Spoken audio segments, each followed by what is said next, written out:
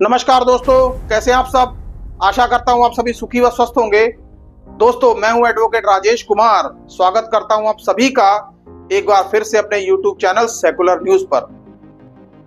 दोस्तों, जम्मू कश्मीर और हरियाणा में चुनाव लगभग समापन की ओर है। दोस्तों, हरियाणा में आज वोटिंग हो ही रही है और नतीजे 8 तारीख को आएंगे। अब दोस्तों, लेकिन कुछ ऐसी घटनाएं चुनावों के दौरान हो रही हैं। दोस्तों, आप सभी जानते ही हैं कि महाराष्ट्र में, झारखंड में आने वाले कुछ दिनों में चुनाव घोषित होने वाले हैं। दोस्तों, और दोस्तों, राहुल गांधी भी महाराष्ट्र के दौरे पर ही हैं। दोस्तों, महाराष्ट्र में एक बड़ी ही चौंकाने वाली खबर सामने आई है। वो चौंकाने वाली खबर ये है, लेकिन दोस्तों उससे पहले मैं एक सवाल पूछना चाहूंगा कि दोस्तों, क्या हो यदि जिस भगवान के प्रति आप न्यौछावर रहते हैं, जिस भगवान को आप दिल से पूजते हैं, जिस भगवान के प्रति आप अपनी दिल से श्रद्धा रखते हैं, एक दिन उसी को छोड़ना पड़ जाए। जी हाँ दोस्तों, मैं बात कर रहा हूं भारतीय जनता पार्टी की। दोस्तों, आपका ध्यान थोड़ा सा मैं दिलाना चाहूंगा 2021 की तरफ। दोस्तों, 2019 में जब भारतीय जनता पार्टी प्रचंड बहुमत से चुनाव जीती थी, उसके बाद महाराष्ट्र के मयूर मुंडे ने प्रधानमंत्री नरेंद्र मोदी का मंदिर बनवाया था। दोस्तों, और उसी प्राण प्रतिष्ठा के साथ रोज उनकी आरती करना, रोज उनकी पूजा करना, अर्चना करना, हर वो विधि जैसा कि हम हिंदू धर्म में अपनी भगवान की मूर्तियों को प्राण प्रतिष्ठा और पूजा और सेवा भाव करते हैं। दोस्तों, लगभग उन्होंने सारा कुछ वही किया जो मंदिर में एक पुजारी कर सकता है। दोस्तों, प्रधानमंत्री मोदी को वो दिल से चाहते थे। दोस्तों, उन्हें अपना भगवान ही मान लिया था। सोचो कि भारतीय जनता पार्टी में ऐसे कितने सदस्य होंगे कि जिन्होंने भारतीय जनता पार्टी का या भारतीय जनता पार्टी में प्रधानमंत्री नरेंद्र मोदी का मंदिर बनवाया हो। दोस्तों, ऐसे कितने कार्यकर्ता होंगे। दोस्तों, और सोचो, आप जरा सोचिए कि जिस कार्यकर्ता ने प्रधानमंत्री नरेंद्र मोदी का मंदिर बनवाया, वो कार्यकर्ता प्रधानमंत्री के लिए कितना खास हो सकता है। दोस्तों, ये तो चाहत की एक पराकाष्ठा ही है। दोस्तों, असल माने में हम इसको भक्ति कह सकते हैं। दोस्तों, कि प्रधानमंत्री नरेंद्र मोदी का मंदिर बनवा देना। और दोस्तों, लेकिन जैसा कि भारतीय जनता पार्टी का इतिहास रहा है, भारतीय जनता पार्टी के ऊपर प्राण न्यौछावर करने वालों का हश्र बाद में क्या होता है, वो मयूर मुंडे इसकी एक जीती जागती मिसाल है। दोस्तों, मयूर मुंडे ने भारतीय जनता पार्टी में अपने सभी पदों से इस्तीफा दे दिया है। दोस्तों, और दोस्तों यही नहीं, मयूर मुंडे के बारे में आपको यह भी बताते चलें कि मयूर मुंडे ने श्री नमो नाम से एक फाउंडेशन भी खोली थी। दोस्तों, जो कि प्रधानमंत्री नरेंद्र मोदी के नाम पर ही थी। लगभग नमो, नरेंद्र मोदी का शॉर्ट फॉर्म। अब दोस्तों, प्रधानमंत्री के प्यार में इस तरह से भक्त हो जाना, ये तो भक्ति की पराकाष्ठा ही थी। दोस्तों, लेकिन दोस्तों, जब उन्होंने पार्टी छोड़ी तो उन्होंने भारतीय जनता पार्टी के मैनेजमेंट पर गंभीर आरोप लगाए। दोस्तों, उनका यह कहना है कि भारतीय जनता पार्टी में जो कर्मठ कार्यकर्ता हैं, जो काम करने वाले कार्यकर्ता हैं, उनकी बिल्कुल भी सुनवाई नहीं होती, उन्हें दरकिनार किया जाता है। दोस्तों, चुनावी कार्यक्रमों में हिस्सा नहीं लेने दिया जाता, उनकी बात नहीं सुनी जाती। और दोस्तों, बाहर से आए कैंडिडेट्स के साथ पूरा वीआईपी ट्रीटमेंट किया जाता है, उनको तवज्जो दी जाती है। दोस्तों, और दोस्तों, ये भारतीय जनता पार्टी का एक इतिहास भी रहा है। ऐसे कई उदाहरण हैं कि जहां पे भारतीय जनता पार्टी ने अपने कार्यकर्ताओं को दरकिनार किया और दूसरे पैराशूट कैंडिडेट को लेकर आए, लेकिन दोस्तों अंजाम क्या हुआ? भारतीय जनता पार्टी को वहां पे हार झेलनी पड़ी। दोस्तों, महाराष्ट्र के सीएम एकनाथ शिंदे, दोस्तों आप सभी जानते हैं कि एकनाथ शिंदे बरसों से बाल ठाकरे की पार्टी के सेवक रहे हैं। दोस्तों, उन्हीं की पार्टी के झंडे तले एकनाथ शिंदे ने अपना नाम चमकाया। लेकिन दोस्तों, भारतीय जनता पार्टी ने की कूटनीति के आगे शिवसेना बिखर गई और एकनाथ शिंदे की पार्टी ने उद्धव ठाकरे से शिवसेना बाला साहब ठाकरे का चिन्ह भी ले लिया दोस्तों, और भारतीय जनता पार्टी ने उनको महाराष्ट्र का मुख्यमंत्री बना दिया। और दोस्तों, यहां गौर करने वाली बात यह है कि देवेंद्र फडणवीस, जो कि इससे पहले महाराष्ट्र के मुख्यमंत्री थे, उनको डिप्टी सीएम बना दिया। अब दोस्तों, देवेंद्र फडणवीस के बारे में आप सभी जानते ही हैं कि उन्होंने भारतीय जनता पार्टी को महाराष्ट्र में उनकी साख बनाने में किस तरह से मेहनत की थी। लेकिन दोस्तों, उनके साथ क्या हुआ? डिप्टी सीएम बना दिए गए।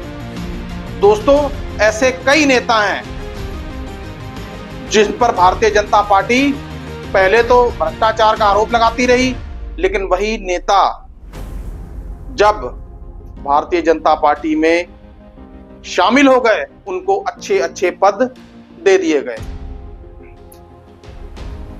दोस्तों, इन्हीं सब चीजों से तंग आकर मयूर मुंडे ने भारतीय जनता पार्टी के सभी पदों से इस्तीफा दे दिया। दोस्तों, ये अपने आप में एक बहुत बड़ी चौंकाने वाली खबर है कि जो इंसान प्रधानमंत्री नरेंद्र मोदी का मंदिर बनवाकर उनको भगवान मानकर उनकी पूजा किया करता था, आज वही उसी आदमी ने भारतीय जनता पार्टी को बाय बाय कह दिया। दोस्तों, अब रुक करते हैं दूसरी खबर पर। दोस्तों, लगता है भारतीय जनता पार्टी 2024 के लोकसभा के चुनावों के बाद जब से उनको सीटें कम आई हैं, तब से भारतीय जनता पार्टी बौखला गई है। ऐसे ऐसे निर्णय लिए जा रहे हैं जो कि जनता को नागवार गुजर रहे हैं। दोस्तों, अब हम बात करेंगे हरियाणा चुनावों की। दोस्तों, आपको याद होगा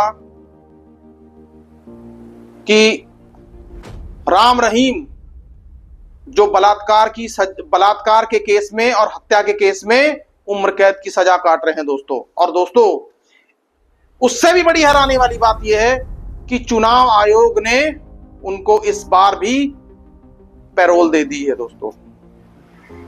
दोस्तों, पैरोल तो जैसे राम रहीम के लिए एक ब्रेड एंड बटर ही बन गया है, जब चाहे तब मिल जाती है पैरोल।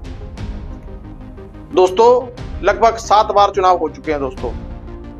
तो ये बड़ी हैरानीजनक बात है कि बाबा राम रहीम को इतनी बार पैरोल कैसे मिल जाती है दोस्तों। और दोस्तों, आप ये भी जानते हैं कि 2014 से हरियाणा में भारतीय जनता पार्टी की ही सरकार है दोस्तों।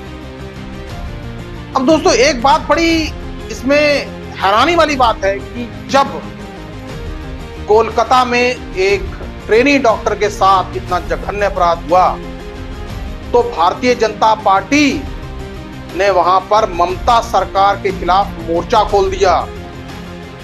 भारतीय जनता पार्टी प्रदर्शनों में सबसे आगे रही। चलिए दोस्तों, मान भी लिया जाए, आगे रहना चाहिए, क्योंकि जिस तरीके का अपराध ट्रेनी डॉक्टर के साथ हुआ था, उसका विरोध डटकर करना भी चाहिए, क्योंकि ऐसी घटनाएं, ऐसे अपराध अक्षम्य अपराध हैं दोस्तों। लेकिन दोस्तों, बात जब बीजेपी शासित राज्यों की आ जाती है, तब भारतीय जनता पार्टी का दोहरा मापदंड देखने में क्यों मिलता है?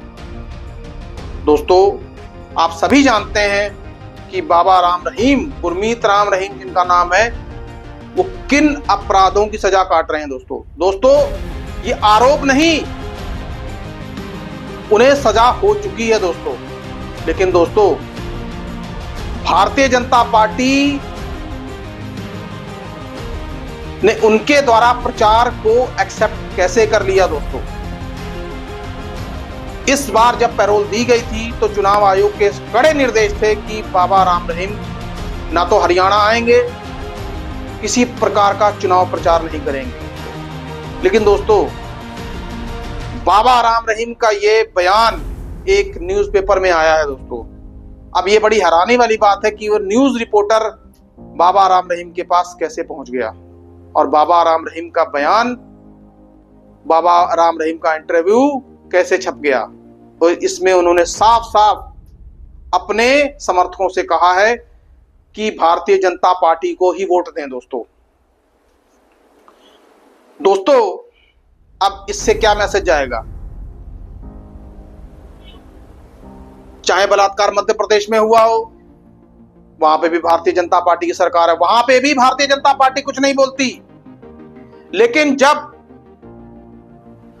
विपक्ष के शासित किसी राज्य में ऐसी घटना होती है तो भारतीय जनता पार्टी ऐसे सामने आती है कि जैसे वो विक्टिम के असली खैर ख्वाह वही है दोस्तों। अपने राज्यों में इन्हें क्या हो जाता है दोस्तों।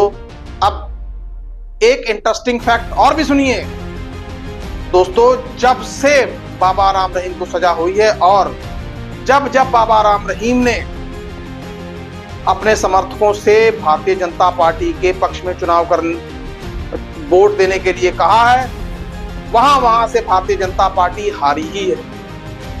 अभी 2024 के लोकसभा चुनावों की बात कर लेते हैं। कई ऐसी सीटें जहां पे भारतीय जनता पार्टी का वर्चस्व था और बाबा का पूरा वर्चस्व था, लेकिन क्या हुआ? भारतीय जनता पार्टी हारी।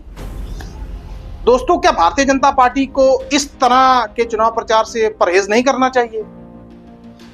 अगर इस तरीके से भारतीय जनता पार्टी कर रही है तो इससे जनता के बीच में क्या मैसेज जाएगा? इससे भारतीय जनता पार्टी का दोहरा चेहरा ही उजागर होगा दोस्तों। अगर ऐसा है तो यह बहुत ही शर्मनाक बात है दोस्तों। बाबा राम रहीम ने चुनाव आयोग के आदेश की जमकर धज्जियां उड़ाई और चुनाव आयोग चैन की नींद सोया हुआ है। क्या चुनाव आयोग बाबा राम रहीम के ऊपर कोई कार्रवाई करेगा या भारतीय जनता पार्टी के ऊपर कोई कार्रवाई करेगा? जिसकी उम्मीद लगभग कम ही है दोस्तों। वैसे भी हरियाणा में भारतीय जनता पार्टी के लिए वैसे भी कुछ नहीं बचा, वहां पे कांग्रेस की जबरदस्त लहर है दोस्तों। ये था हमारा वीडियो मयूर मुंडे और बाबा राम रहीम के प्रचार के ऊपर दोस्तों। आपको ये वीडियो कैसा लगा कृपया कमेंट बॉक्स में कमेंट करके मुझे जरूर बताएं दोस्तों। और दोस्तों, आपसे विनम्र निवेदन है, कृपया हमारे वीडियोस को लाइक व शेयर जरूर कीजिए और हमारे चैनल को ज्यादा से ज्यादा सब्सक्राइब करें दोस्तों। सुखी रहिए, स्वस्थ रहिए। जय हिंद, जय भारत।